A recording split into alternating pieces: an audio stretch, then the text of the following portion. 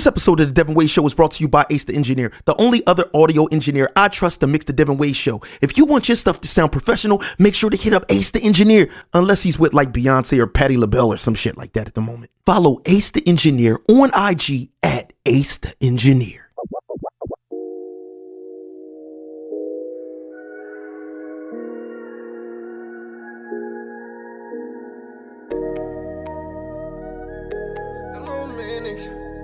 I'm outstanding.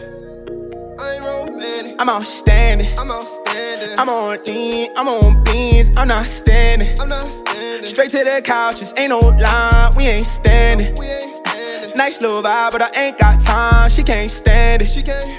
I ain't romantic. I ain't romantic. Nah, I'm outstanding. I'm outstanding. I'm on lean, I'm on beans, I'm not standing. I'm not. Straight to the couches, ain't no line, we ain't standing. Nice little vibe, but I ain't got time, she can't stand it. I ain't romantic. Cops out lurking, she out scheming, they out scamming. I got folks in the trenches, still posted in benches, ain't spoken in a minute, cause they out ramping. He gon' front what you buy when you pan him. Only fuck for a price if you pan him. Run up then rest and we flex like we back at the gym again. Don't compare us to them again. Turn up the back end and cut out the middleman. We bout to turn up the black, watch us win again. Missed a few summers, I heat up the winter. Then that's my little missy, I beat it like Timberland. My homie in sync with the Timberlake. I charge a fee for the dinner plate. Fresh off the interstate, I'm probably in your state. We almost made up by 10 a day. Down on my ass, had to get her. Stuck in the box, in my sit-ups. I had a plan, got it lit up. 33.3% for the pickup. Oh yeah, that's that president money. Pull up on chicks in the pickup. She think that the president coming. The way that we act with this paper, they think that we never had money. I'm outstanding. I'm outstanding. I'm on lean, I'm on beans, I'm not standing. I'm not standing. Straight to the couches, ain't no line, we ain't standing. We ain't standing. Nice little vibe, but I ain't got time, she can't stand it. She can't. I ain't romantic. I ain't romantic. Hey, what up, though? Welcome to another episode of The Devinwade Show. I am your DJ, Chelsea Lee. I'm going to send you over to the host, DevNasty. What up, what up, what up? I am your host of the Devinwade Show, DevNasty, a.k.a. Dangerous DevNasty, a.k.a. Choke Your Mama Out, a.k.a. Choke Your Pop Out. And we are back. Oh, that was the That was the wildest, loudest DJ Chelsea Lee drop of all time. I meant to hit that button. We hitting wrong buttons and shit like that. We in here late night for y'all on a chokehold. Putting this together. You know what I'm saying? Of course, like always, to the left of me, the Puerto Rican pervert himself, Puerto Rich, the Thurman Street Pumper is in the building. Yeah. What up to the people, man? Feeling outstanding, like the record say, man. I like that Joan. That Joan had a good vibe, too. Yeah, shout out to my boy Shot, the whole Atlantic City, man. Young artists coming up, man. Young artists is cooking right now. It's hustling season, and they out here hustling. And, my guy Young Shot just cooked up outstanding, and that's just how we feeling tonight. Let's get it. Also, always in the building with some new fashion, different. I don't understand what's happening, but you pull it off. Waleska D, the fashionista, she got on like a shoulder pad. It's a crew neck, but with the inverted sleeve. This is like a tank top shoulder pad joint. Yeah. Nah, that shit hard though. You know what I'm saying? A tanker pad. Yeah, she's doing it, and it look mad. That shit look mad comfortable, yo. Nah, it is. It's not wool, but honestly, you know how much I paid for this? What? $5. Oh, I thought she was about to hit us with, how Wally do. Zara. Right. We was expecting like $500. Yeah, that's what I thought she was going to hit us with. I always catch a good sale, y'all. Shout out to the people. She said she know how to blend it in. Yeah, high and low. No, she You doing already it. know. And of course, to watch crazy in jewelry as usual. And also today we have a very, very, very, very, very special guest. This guest is beyond more special than a lot of the other guests that I call special guests, because this dude That's is mean. Listen, no, I'm just keeping it 100. This dude is a family member of mine, basically. I've been around this nigga for over a decade, you know what I'm saying? We're going to get into it, but this person is a ultra creative. He's a designer. He's been everything. He's been everything. He's been a photographer. He's a shoe designer. He's a bag designer. He invents shit. He got shirts that if you put them underneath certain light, you see schematics. Music. Niggas that did music. Did all of that. the man, the myth, the legend himself, Sheron Barber, has returned to Camden, New Jersey. Yo, what's good, bro? I'm chilling. This wasn't supposed to happen, by the way. You just pulled up out of nowhere.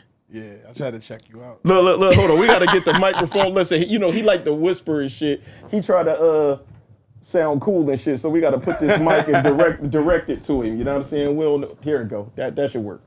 But Sheron Barber pulled up. I don't know what he's in, but I'm guessing it's something ridiculous. I have no idea. But from time to time, you pop up on me in the wildest cars that this parking lot has ever seen. You know what I'm saying? Oh, I'm in something cool. Something cool? Yeah, it's chill. Oh, all right. So, I doubt it. You know what I'm saying? He pulled up once in a crazy blue and black Lambo, pulled up one time in a white with some red in it Lambo. A Lambo's normally is what you pull up in. I be trying to fit in the Lambos. Yeah, I like Lambos. Listen. It's crazy. Look, it's crazy that you say that because I was just telling him like, yo, the last time he was down here, I don't know if it was the last time, but one of the last times you was down here, I remember driving through the city and spinning through the block, and they was like, yo, I think I seen the car when I rode past first, and it was a crazy car. I don't know if it was a Bentley or something crazy. I won't say what it was because I don't remember offhand. But I remember after I spun through and like kind of like seen it for a minute, instantly like motherfuckers was talking about it. They was like, yo, the nigga back from the hood. He like the big shit. He got the big shit on the head. And I'm sitting there and I'm like, you know, cause I'm in the hood. Like, who the fuck is y'all talking about? Like, and until they said it, they was like, nah, it's Sharon and them. Sharon them over there with cakes in them. They all talking, they all on the ad. So I'm like, oh, y'all talking about Sharon. I'm like, all right, okay, cool. But I get what Dav's saying. They be talking about shit like that. Like, yo, niggas coming through here in spaceships. That's I'm from that area. You grab a new whip and then you gotta take it through the hood, come down Mount Ephraim, cut down Thurman. Right. Come around, go up Morton, come down Chase. Right. Take Lewis through Parkside and just hop out, say what's up to everybody. So Absolutely. whenever I'm in the city, I make sure I spin down Thurman and see if I see Port. And I always end up at the studio, Dev, like my brother. So Yeah. Love. And it be like I said, out of nowhere, he happened to be here, and I was like, yo, you gotta come on the show. You know what I'm saying? Like, he was actually physically in the building, and I was just like, yo, you gotta come on the show because it's so much. Like, just to give y'all a small history on this guy. I met Sharon. We both, from the city and had notable names or whatever in the city of Camden. But I met Sharon because I was leaving out of a studio that I was in Cherry Hill, New Jersey. And Sharon and the brother Cakes and, you know what I'm saying, some other individuals was actually building the place that we're in right now. And I came here, it was literally studs and shit like that, and people working, hammering, building the shit. And they was explaining to me what it was going to be. You know what I mean? We're going to do this. We're going to have different rooms. This will be an editing room. This will be that. And I'm kind of looking like I don't really see the vision, all the way. But my manager was like, this the move to come here. And, we came to this building. And at one time, my studio in this building was one small closet. Basically, my recording booth now, one of my recording booths was my whole studio. Wow. In the beginning. And then when Sharon went to Atlanta, I believe was your first move, he went down to Atlanta. I ended up taking over the entire building. And when the craziest part was, bro, it wasn't that long at all. I went to Atlanta to see you. You was up. I'm talking about, I went there, you had a club. You came pick me up in something crazy from the airport. You went to Atlanta and shit just took off like crazy for you. You know what I'm saying? You remember that shit? Yeah, I remember. I think Camden is super resourceful, and I was always willing to leave. So when I left, I was able to go to a new place, but then tap into the local resources. So it's like a lot of talent here, and I think I've always been able to tap into that talent and bring it to the forefront. But the grind that I got here, if you take this grind that we learned here, like in the streets, or in whatever, just being from a small community and you take that to like a bigger city, I think is a lot easier to really like get your hustle on, you know, make something shake. Yeah, I mean, you definitely did it, because when I came down there, it was just like, damn, yo, like I know bro had it popping here, but it almost feels like there's limitations that I guess what you could do here, especially back then, because we talking about, bro, had to be 08, 09, you know what I'm saying, something like When that. you went to Atlanta. Yeah, it was back then. And you know, back then I think you were heavier into the photography and graphics. Then you moved into video directing and kind of became the guy to go to with that. And then, so this is the most frustrating thing about Sheron Barber and working with Sheron Barber is he couldn't back then make up his mind on what he wanted to do. True. So he never finished anything. He would start some shit, it would be phenomenal, and he would get bored. That's what I was gonna ask. Do you get bored? Yeah. Or I you still be like, get I bored. already mastered it. Fuck it. I still get bored. That's actually why I chose fashion. Cause like fashion, you could do something and then you could get bored, but then you could like do something new. So like every day I get to like reinvent. You know what I mean? Like so it's like I'm working on a shoe and it's fashion, and then tomorrow I'm working on a jacket and that's fashion. Right. And then if I, you know, anything I could work on a thousand different things and it's all fashion related. And then if I get bored with like designing stuff, I might start helping with like the photo or the video campaign or the runway show. So I get to use a lot of those skills that you're talking about within this skill. Right. And I see you utilizing other people to do certain things, and it's funny because that's a hard job for them to do because you actually know how to do it. Yeah, I always act like I don't though. See, so that's the difference. So I'm a dude that does multiple things too, and that is difficult because you kind of want to touch everything, or you have a vision of how you want it to look, and then you put it in somebody else's hands, and they're not, you know, pulling it off. And Sheron really can go grab that camera, pick it up, and get his desired thing, but that opens up a whole different, you know what I mean, bag of shit that you don't want to do when you have to, you know, touch everything. Yeah, when you get to something, it's just time. You know what I'm saying? For me, I get good at something until I find a person who's better at it than me. And then that's when I'm like, all right, I'm cool leaving it alone now. You know what I'm saying? It's like you try to make beats because your boy need beats, and then you find somebody that can make beats better than you, and you be like, I don't have to make the beats no more. Or I try to sew everything myself, then I meet somebody that can sew better than me. It's like, okay, I don't have to sew anymore. You know what I'm saying? So I think with photography, I needed to take all the images until I met like a person like Naj, and I realized like I don't have to take the photos anymore because I have a person that can take the photos better than me. Dope. Right. Did you teach those people, or you kind of let them do their own thing?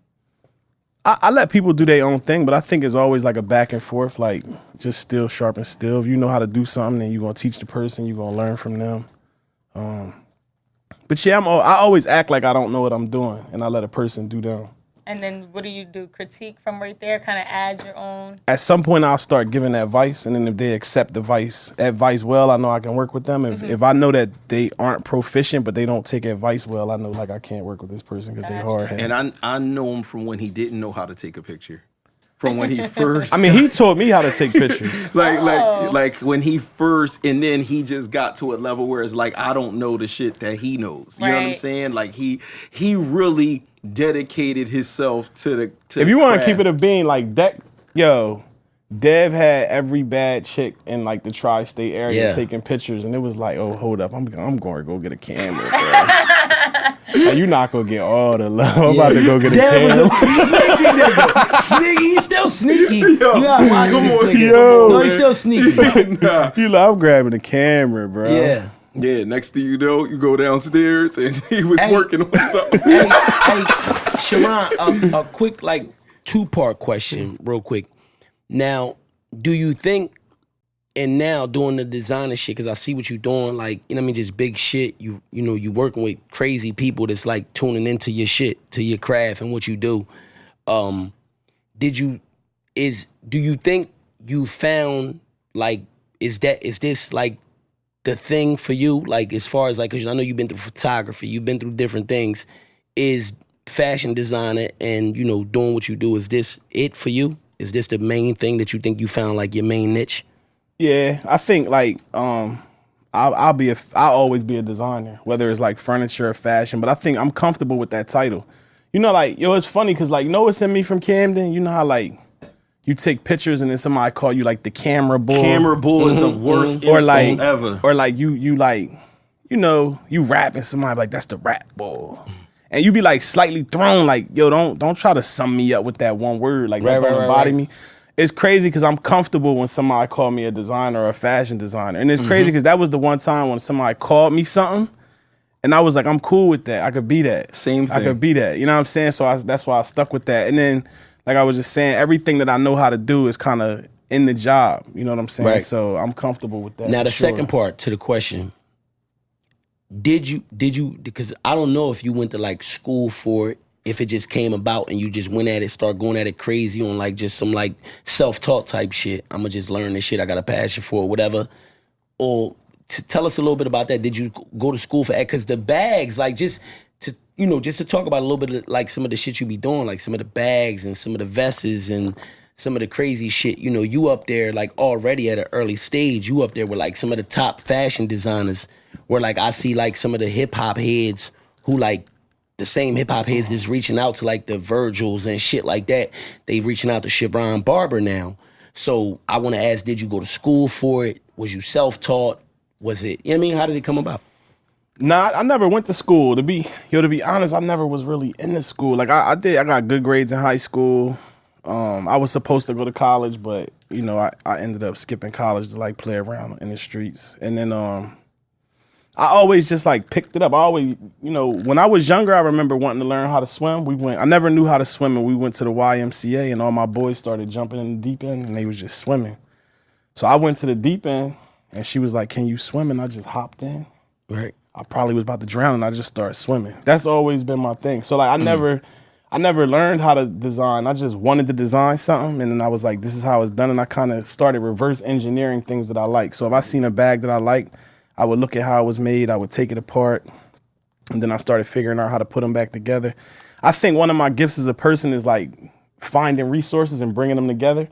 So like even some of because I can't draw. So when I first started making stuff, I had all these ideas for things that I wanted to make, but I couldn't like get the ideas out. So I actually hit Dev up because I knew he knew how to draw. And I'm like, yo, I got these ideas for these bags. And he always understood how my mind worked, and he helped put those ideas together. So like the very first bag I ever designed, I actually drew it on a napkin. Like real talk, it was drawn on a napkin. It was ugly as shit. And I sent it to Dev, and he was like, "What the fuck is this part?" Converted it. And I was like, "Yo, those is like spikes on the bottom, and it's got like a hidden compartment in the back, and the door come down like a drawbridge." He was like, "Yo, I know exactly what you talking about." And if I show you, bro, like if I show you. It's fire. To this day, that bag is fire. That's I think I remember it because I think I remember Dev showing me a joint that he was, and then you actually physically I seen it on your page. Like, oh shit! I sold that joint to Floyd Mayweather for 37 bands. I remember that bag because I remember working with Dev at one point, and he was showing me. You brought. I guess you had it here. Remember in the studio. And you was showing me the back, or maybe you were showing me via pictures. I think it was pictures if it had to be back then, because the and bags it was red, out in right? LA. Yeah. Oh yes, the bags were in LA. So there's a red and a black version of it. You know what I'm saying? So it's like I saw him. Was it Croc? Yeah. Yes, that thing was crazy. So it was different kinds. Like basically going out there with Sharon, I saw the process of him going to like the fabric place and looking at all the different shit. So what he was doing was like, he wanted the best materials possible inside this bag. Like, I want chinchilla in here. So when you put your hand in the bag, it felt crazy. He crocodile, everything. I want gold zippers, and he went all out on this bag to make it where it's like, this is the top luxury bag you could ever. I don't give a fuck what company makes something. Right. It's not gonna be better than this. You know what I'm saying? And that's how far he took it with that shit. You know what I mean? Yeah, I think I was inspired because what happened, I had designed a shirt for myself, and then I wore that shirt, and Chris Brown seen it. And he was like, "Yo, I need one of them shirts that you got on." So I made Chris Brown a shirt, and then he wore it like to some awards. He wore it through the airport, like the pictures kind of like, you know, would be online. And then I seen him again, and I'm like, "Yo, you still got the shirt that I made you?" And he like, "Man, I ain't seen that shirt in like a year." And I felt like if I'm gonna make stuff for like Chris Brown and Drake, I want it to be something that's like a permanent fixture in their life. Like I don't want it to be disposable like a t-shirt. So then I realized like t-shirts kind of you keep for a year, jeans you keep a couple years. But I'm like sneaks and especially like handbags and leather goods. That's something you could keep for a lifetime. You even pass it down to a kid. Don't nobody throw a Louis Vuitton bag in the trash. I want to back up some because this fits perfect into like, you know, he talked about Sheron pulling up in spaceships. The kids would run and flock around this joint. Like, did y'all ever, I know y'all saw Belly? No, Black Panther. Oh, yes. When the spaceship came and all the kids, and, you know what I'm saying? All the kids in the projects ran to the joint. Basically, it's like that. And we kind of breeze by for the people that don't know who Sheron Barber is. Some of the people that he worked with to get to the point where he can pull up in a Lamborghini. Just tell us some of the artists that you have provided, especially the chess rig, for. Metro Boomin, Future, 21 Savage, Young Thug, Quavo, Tiana Taylor, Quavo, Offset, Cardi. You just sold Mayweather some shit. Yeah, Mayweather. Drake, Wiz, Billie Eilish. Sure. Billie Eilish. Usher, I just saw that yeah, you Usher. did. I can't forget Usher. You did That's my joints for brother. Usher, and I just saw that you did some custom sneaks for Usher. That's my brother. Like Usher for sure. Like Usher actually called me with an idea and be like, "Yo, I need you to help me pull this off." Like we work on like furniture and everything together. And then Jimmy, I can't forget about my brother Jim, Jim Jones. A lot of people, bro. Like I'm he working fuck on. with you heavy. Yeah, we that's forgot. That's my guy. Yeah, Jim that's Jones. my guy. Fuck He with you showed heavy. mad love. He texted me like, "What's up?" Like, nah, he fuck with you heavy. yeah, Ross. I'm working on something for Ross right now. A bunch of stuff. Ross FaceTimed me the other day, and they talking about I need one of everything you make. I'm like, I can't do that. I'm like, I don't even know how. One of it. I can't. That's like I can't do that. I'm like, pick like a couple of things you really rock with, and we'll figure it out. He like, I'm gonna pay for it. I said, I can't make you one of everything I've ever made, bro. I don't even remember everything that you made. You know exactly what I'm saying? from the Mickey bag to the. I mean, you made so much shit. The last time that I was out. In LA, it was actually a pivotal point of my life in the birth of this podcast. It was my separation from the last podcast, and he went right online and said, I'll pay double what so and so said that they paid you if you fly out to LA the next day. And he flew me out to LA immediately. You know what I'm saying? And he was working on at the time. I think that was the campaign for the Mickey. Yeah, yeah. You know what I'm saying? And then Dev, you actually helped draw the Mickey. I'm like, while you're here, you might as well whip this Mickey up. So I had a concept for Mickey. I was like, I'm gonna take two things that I really love. Like I'm inspired by Louis Vuitton, not just the brand, but the man, himself, the artisan that created the brand that we all love. And then also Walt Disney, just like his imagination. So I wanted to take and cut up a Louis Vuitton product and use it to make a Walt Disney character. And I had Dev like help with the sketches, and then we pulled that off. That's one of my favorite projects. That was fire. Like Thank you. remind me of like a young. I mean, even though Basquiat was just like a painter or artist, but like you're creating furniture, you're creating clothing, you're creating all types of stuff. That's what this culture is about: furniture, art, clothes. You're like everything in one. Like you're good. Like you're like a legend when, like right now.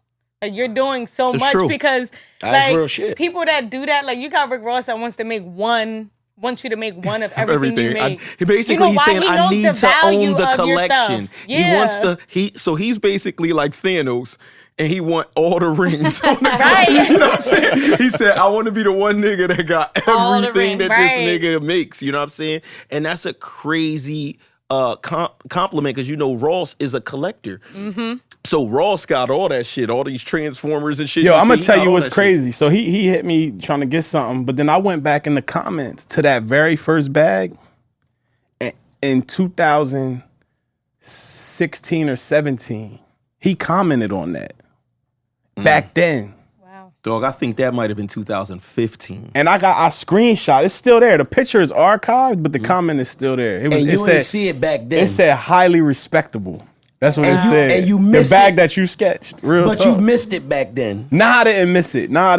I remember seeing it and screenshotting it, and I was like, I don't have that picture no more. But I had archived, and I went back, and the comment Got was you. still there. So it's like he been seeing something. You know what I'm saying? And I just appreciate the love. I skipped over something too because this dude. So at one point, we ended up working on a movie. Oh man, What? This was a nightmare. Yo, so that was his fault. No, it wasn't. No, it wasn't. Yo, How he was it my take fault? everything too far, yo. Dad, Explain how. Like I was like trying to shoot a very simple short film with some beautiful women and some nice whips. It was very simple. He was like, man, next thing you know, we Yeah. had people popping out the ground with machine guns. So we so shot this Dad, joint. hold on, just to intervene real quick. Hold on, because he's saying some shit that you done said before. Dad done told us about the times where he'd tell the homies, like, no, I can get helicopters. And we I got can I can get jets and machine guns. He always want to outdo himself. He feel like he can, no, but it ain't even outdoing himself. He might feel like, I could get No, it he done. can do it. He can do I'm it. the So nigga. first off, he's partially lying because it wasn't just me, it was actually him. We was going back and forth with dumb shit on the phone, and this turned into him going to a martial arts academy, finding these people that could do all of this fighting stunts. So he had me make a comic book. Okay. And in this comic book, it was called Declare War. And it was a comic book with these girls in lingerie that could fight. They was assassins. They had machine guns. That was all Dev idea. That's a lie too. That's a lie like a motherfucker. So They was he- in lingerie though. What Yes. What they wanted to D? Think about it. Whose mind is that? Whose mind is that? Girls in Yours. lingerie with machine Yeah, guns. nasty. Look around. Girls in lingerie with machine guns. This is the thing. He's completely lying. Like this was him. It was 100% him. It was 100% him. He told me to do it. He paid me to do it. So I do this or whatever, and then it gets converted into I'm making a film. He goes back then, gets the $60,000 red cam and all of that, where you needed an operator that was like $900 a day to run it. What? Remember that shit? Because we didn't know how to use that camera. We didn't know got how it. to make a film. We didn't. We just had an idea, and we was like, one thing about if I have an idea, I don't know how to have an idea and not do it. That's like my greatest downfall, and is the best thing about me is like the gift and the curse. Like if I have an idea, I don't know how not to do the idea. So like we had an idea, and the next thing I know, we was like trying to shoot a film, and we did everything the hard way. Like we tried to shoot it in the middle of the desert. There was no Stop. electric. Listen, rent so this generators. It was all dude, bad. he found, because it wasn't me, he found an abandoned water park in the middle of amusement park in the middle of the desert. So we go to this amusement park. It's scary as fuck. There's nobody there, but it's daytime though, hot as shit. At nighttime, the fucking temperature is brutally cold on another level. So he has to get a Winnebago type John with we needed what are they called? Generators, because you couldn't run the cameras without power, but there was no power there. So there's generators, all of that type of shit. We went and got the guns that really shoot. They don't shoot, but they like the kickback is real. The shells really jump out, but we didn't factor in everything like the girls not being able to carry the gun. I'm talking about that night, me and him was arguing. They had to think we was gonna fight. We yelling. The girls is crying. Cold. Yo, a girl cried because she was trying to shoot the machine gun. It was a Uzi, and she could not hold it straight. When she would shoot it, her arms would be like all over the place. It turned out we basically walked away with like 3 minutes of usable footage. Wow. And it was probably like 15 bands in. And how much real time did y'all spend out there? Oh, this was like to film that part was what, 1 or 2 nights? What? What I'm saying, you left with 15 minutes worth of real No, footage. we didn't leave with 15 minutes, bro. We left with like 3 minutes. Oh, yeah, if 3. that, I bet. of footage. Yeah, it was a nightmare. So basically, this footage doesn't exist. It's somewhere on the hard drive. somewhere. And if he showed you maybe like a brief part, like some slow motion gun bust shit, you'll think, oh shit, this shit hard. And But that's all y'all got. Listen, No, you good? Yeah. I'm just making sure I don't want to cut nobody off. But I want to ask Sheron. I want to say, like, because it's, we got you here now, and you from a broken place where like we came up together. You know what I mean? You, your brother, we all seen each other around a lot, went to school together, a lot of shit. And now, like, you're on a different level. You know what I mean? Because of hard work, whatever. You know what I mean? What you chose to pursue and shit like that. I just want to say I want to say 1 to 3 things, man, that you would tell motherfuckers like from here, from places like this. It ain't even just gotta be just here, but give me 3 powerful things, or just 3 powerful things right now that you would say to the young guys out there, anybody out there back home, Camden, females, little guys trying to chase their shit, whatever. I think the Give me most some shit. important thing, and people say this all the time, like, it's like, don't give up. Like, don't give up. Because I didn't know what I was doing until like, it was later. It's not like I was 25 and I knew where I was going. It wasn't until like I was in my 30s, I was like, okay, I'm going to go here. And it doesn't work the first 999 times. Nobody cares until the 1,000th time it starts working. Exactly. So if you talk to anybody that's successful, like some people are lucky enough to be born where like their pops can put them in position or they know the right people. But for most people that's like from a self-made situation, and I don't want to say self-made is like all God's grace, but like you can't, you could fail 1,000,000 times, and that 1,000,001st time when it works, that's when everybody sees the success. That's all that That's counts. all that they know. So I think the key is just to never give up, no matter what. I think and all love, because it's all motherfucking wisdom. But one thing you said that stuck out to me was that you didn't have nobody to hand you nothing. You didn't have a pop to like say, hell, look, I already got this put up for you. This is your Rockefeller startup kit. You know what I'm saying? You didn't have that. You know what I mean? And some people do have that. So I think it's super relatable when you don't have it. I mean, you ain't have, and like, speak on that a little bit. Just like, was that like an important part of like building your ambition, your drive, because you knew that if you didn't do it, the shit just won't get done. Right. I think like I grew up, like my pops was actually in my life, but I think watching him struggle with nothing and watching him not be able to provide really like drove my hunger, like wanting to make something work, wanting to figure it out. Yeah, that's where all my drive comes from, like a lack of. Like we don't have shit. Like I don't have shit. Like even like my designs, like most of my design, like I design a lot with black because it's like when you poor, you don't have a bunch of clothes. I can't be wearing no white pants. I'm gonna fuck them up after I wear them once. So let me make my clothes out of dark colors. Or I'm out at night grinding on some bullshit, so I need like dark colors. So I think if you look at most of the things I create, it all comes from like a poor space. You know what I'm saying? I think growing up without or lack of is usually where like the greatest ideas come from. You know what I mean? If you're in darkness, you invent the light bulb. So, and when he talk about invention, he also designs things with purpose a lot. So a lot of things you design is about functionality. You put a bunch of things in the bag to make it where it's like you try to make stuff like a all-in-one kit in a sense. yeah, I always try to, like, for me, good design solves a problem. It's that simple. Like if you are working in the city and you riding a bike to work, I want to make you a pant that you can ride the bike on and then get off and still be fly. Or if you got, I'm about to go hiking, it's cold in the morning, but it's going to get warmer in the day, I'm going to make a pair of pants that can zip into a pair of shorts. Or I'm going to make a jacket that turns into a bag, So like for me, I'm always like thinking of like how the person is going to utilize the garment. I think, and there's different types of designers. I still like to feel like a certain aesthetic. But functionality is probably like the most important thing to me. Functionality, craftsmanship, and then aesthetic is probably.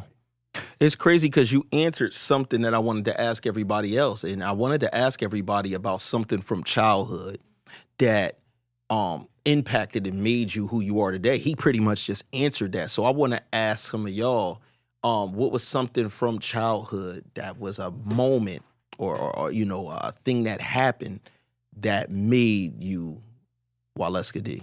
I think for me, it's a couple things. But I would say the major one was when my father got murdered. I think that shaped me because I think I had to tell a story. I think my purpose on this earth is to tell a story and to help other people that suffered the same trauma. Because I felt like after that, I've come across so many people that have lost their fathers the same way. Mm-hmm. So I felt like my loss, I had to basically heal through helping others heal, essentially.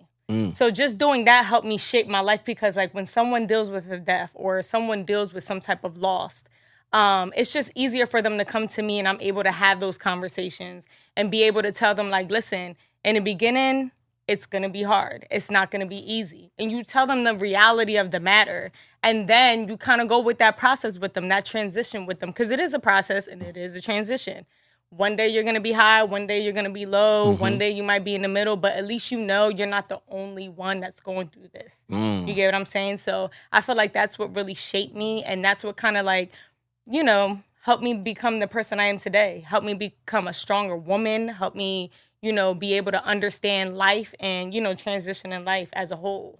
Yeah, that's powerful right there. Yeah. Nah, real shit. Chelsea. Mine's a little like, So I became a safety in like 5th grade. I think 5th grade. And I remember, I'm an older sibling. So I've always been like a second mom. I've always been like a nurturer. I always, even when my mom had my little sister, you know, like I'm always like the mama bear of the group. I won't get drunk so everybody could drive home and stuff like that. But I remember being in 5th grade, and when you get to be the safety, they say when the new elementary school kids come on a bus, you know, make sure you know where to get off and tell them like, this is your stop. And it really, for that age, it's a big responsibility to take care of other little kids.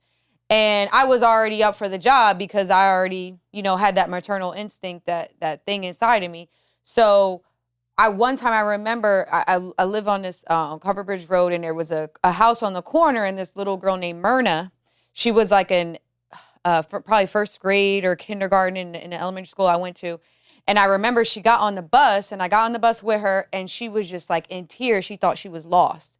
And she was crying and crying, and she told the bus driver, I don't know where I live. And I remember the lady telling me when she got on the bus, she lives on your street. She gets off on your bus stop. And she was crying and crying, and she's like, I don't know how to get off the bus. And I just felt so bad for her, and I felt like I had to like protect her and tell her where to get off on the stop. And she was like, I don't know where to get off. So finally we got to the stop, and I was one of the last stops. And I remember walking her, I said, where's your house? And she said, it's on the corner. And I remember walking her to the street, and I remember her mom, I knocked on her door, and I said, you know, is this your daughter? Just making sure because you don't know if the kindergartner really knows that's her house. And her mom was just like, praised me, like, thank you so much. Like, I really appreciate you doing this. And for me, it really wasn't a big deal. It's like you see somebody in need. What does it take out of your pocket or out of your day to just be there to be a supportive person? So I remember that like it was yesterday, and I don't know why it's such a big deal, but like I just felt like I took that on in life to, if you see somebody in a safe zone, you know, there's right and wrongs in all situations, but you see somebody, like you see a little kid in the mall lost, or just certain type of things, like to really you don't know what other people are going through. So really try to not be judgmental.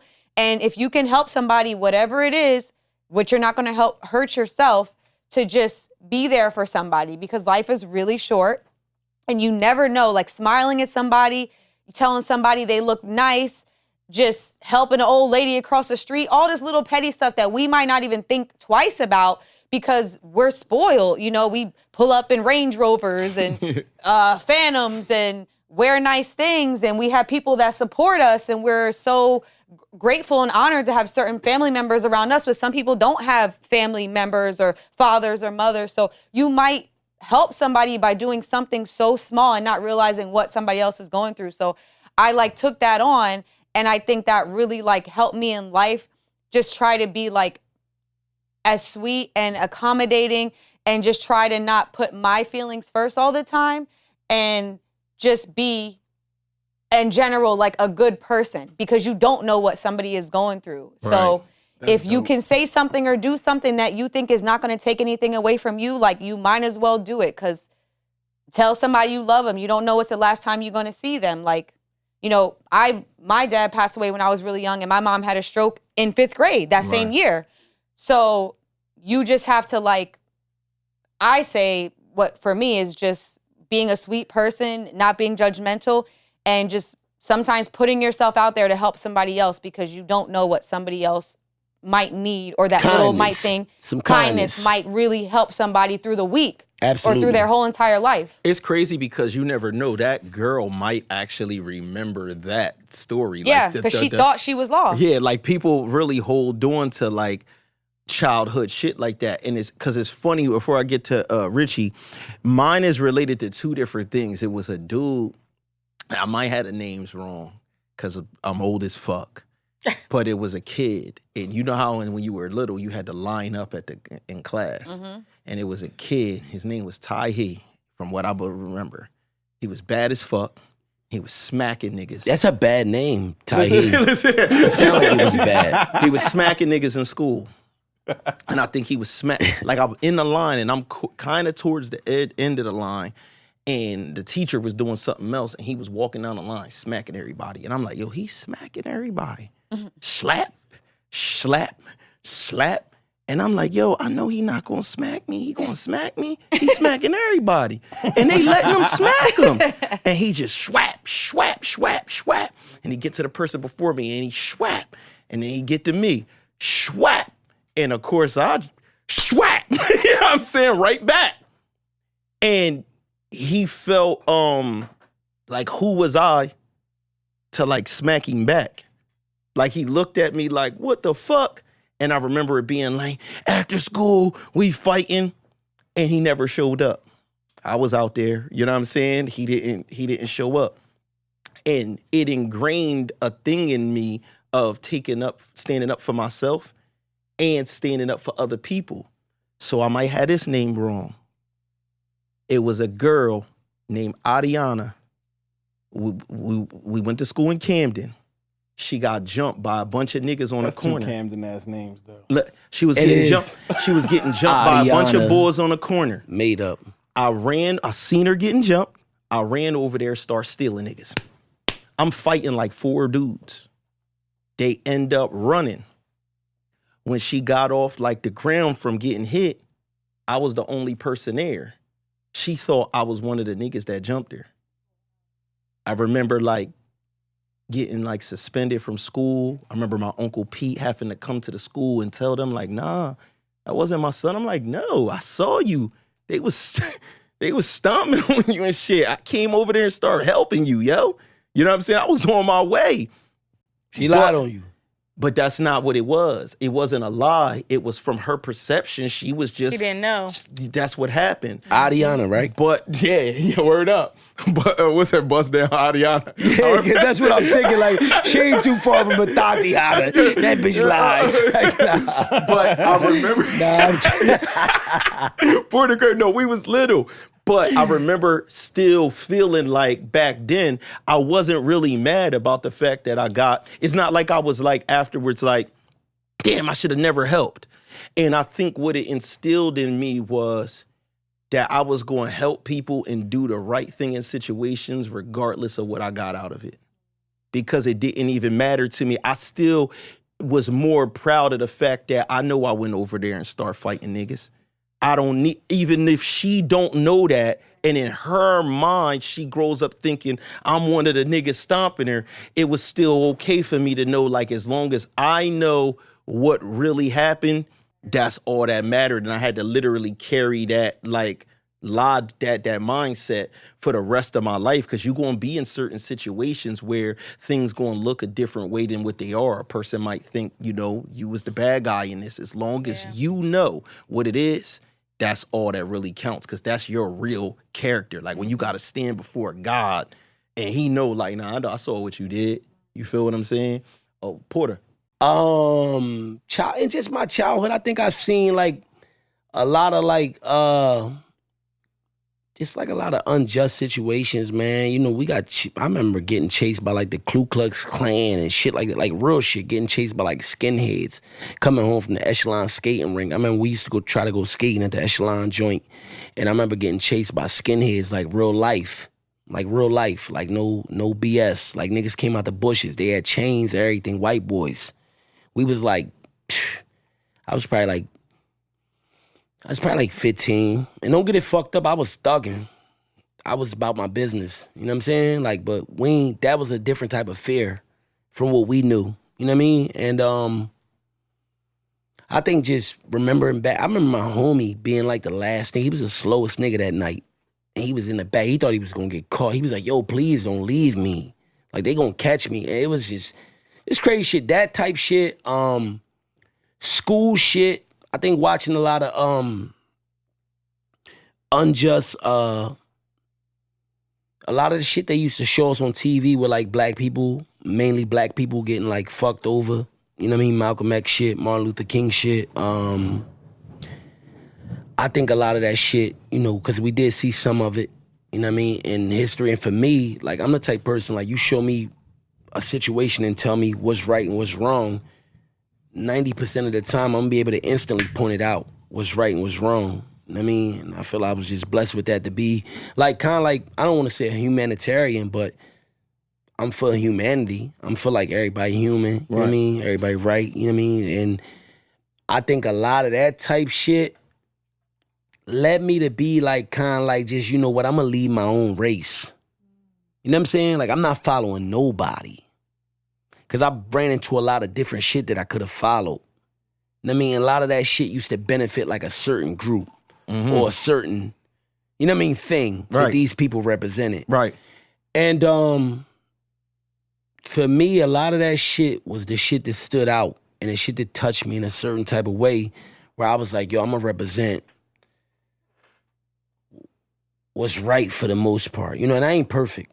It's wild. I think the real commonality in everything that everybody said is everybody was able to take something from something traumatic and it fueled them to be like a better person. Yeah, you know what I'm saying? For so real. Where a lot of people, because a lot of people take trauma and it turns them into a worse person. Correct. No, 100%. And on a lot of nights though, it's crazy that you mentioned that, Sheron, because on a lot of nights, I'm gonna tell y'all right now, I know him as Porter, and he ain't no saint. But he a good dude though. But I know because out here, like, you could be the best dude is the one who might, you know, it's crazy because it's people who pull you into different things. I think, and you know I think, mean? and me personally, for me, dealing with me every day, right, when I wake up, and I think what you said, like, I think that was God's plan for me to be like a good dude. You know what I mean? For me to be like a good dude and just pass some of my shit that I've been through. Some of that, because I be around, like, you know, I've been around the killers. And, you know, I'm respected with them. Like, we talk, you know, whatever. But I ain't no killer. I ain't with killing. I don't believe in killing. You know what I mean? I believe in, like, that's God's job. You understand what I'm saying? But at the end of the day, if a nigga push me, that I'm willing to kill at the same time. So it is just so crazy. But I just believe that, like, all that shit, like you said, man, all that shit puts us in a different place, man. And, you know, it's our job to pass a torch, and that's everybody that's in this room, because everybody got stories. Everybody been through some different shit where, like, you done probably, like, overcame some shit, or you done probably, like, made it through some shit that 85%, 90% don't make it through. You know, and that shit be for a reason. Pass it forward. That's all. Can we bring out the wheel? Bring out the wheel. Bring out the wheel. Ooh, I You know what I'm missed the saying? wheel. Yeah, you know, the people be in the comments like, yo, Asking for the they like, wheel. yo, where's the wheel at? We ain't Don't seen get the worried, wheel. don't We get ain't worried. see the wheel. You know You what I'm like, saying? whoa, what's going on? I know how dead mine was. I be like, hold up. All I'm hoping is that I don't cause no PR nightmare. Yeah. Publicists be like, what was that you... We're gonna upgrade the wheel soon. So listen, Porter, you're not spinning the wheel. Why can't I? You know, if I spin, it's a twerk break. Listen, You know what it is. Listen. I'm we- undefeated. listen, you don't spin the wheel. The nasty girls spin the wheel, dog. I bet. All right, let's see what we get.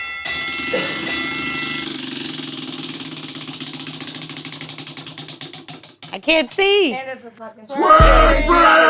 won't see me losing and snapping, then pop out the tool again. Act like a hooligan, won't see me act like a fool again. I'm just different, my nigga. I'm out of state, different cities, my nigga. With nobody know me but bitches, my nigga. You only get Tiffany gift for my nigga. Look at yourself, we just different, my nigga. Don't trip on yourself, I'm just gifted, my nigga. We don't stand in line, it's a list for my niggas. Hit all them hoes, got a list of them, nigga. You can't come around if you ain't tipping strippers. Breaking you in on the patio. Put my stick up and you call me daddy, yo. Turn you savage, leave your man alone. Bring a friend with you, leave your panties on. You just landed in no panties on. Hope your camera ready for the camera phone. You can send it to me when I'm back on road. Might pull up on you when This I'm has back been at another home. episode of the Devinwade Show. Gotta get the homies out the rabbit hole. Why is she making it rain on me? You know what I'm saying? For myself, for Chelsea Lee, for Waleska D, There's one on his head. There's one on his head. and for for the guest of honor, Sheron fucking Barber. We up out of here, y'all. Peace. I'm outstanding. I'm on lean, I'm on beans, I'm not standing.